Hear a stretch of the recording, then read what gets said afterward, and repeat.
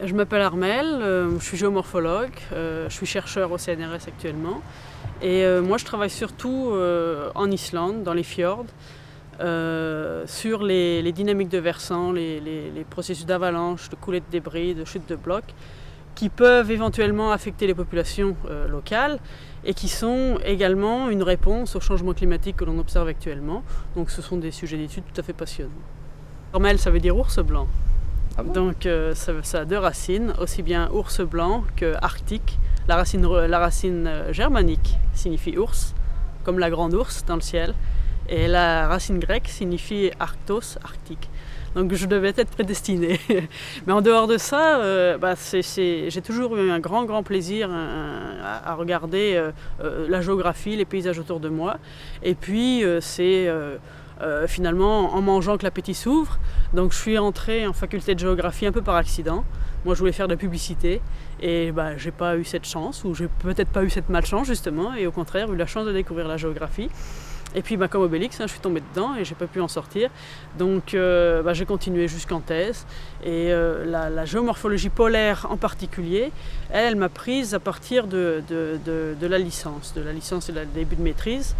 J'ai voulu aller en Islande pour un peu voir du pays, voir ce qui se passe ailleurs.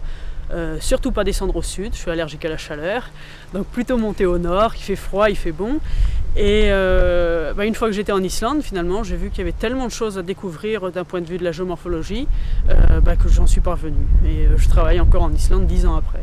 Parce que je voulais voir quelque chose ailleurs, je voulais voir d'autres pays, d'autres paysages. J'aime pas la chaleur, donc je ne suis pas descendu vers le sud. Je suis plutôt monté vers le nord, toujours plus au nord. Donc j'avais choisi l'Islande, les fjords d'Islande en particulier.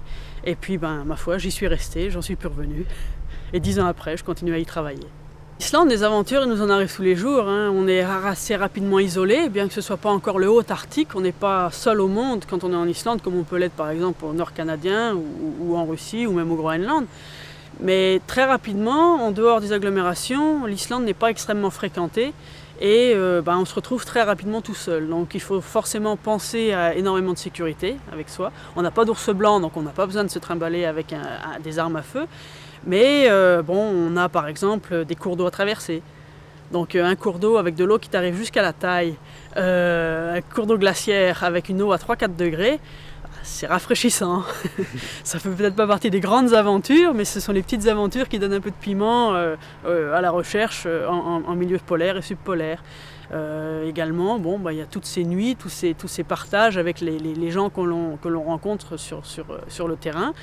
Et ces nuits en camping, ces nuits en refuge, autour du feu, enfin on s'amuse comme on peut, toujours on se balade avec un ballon.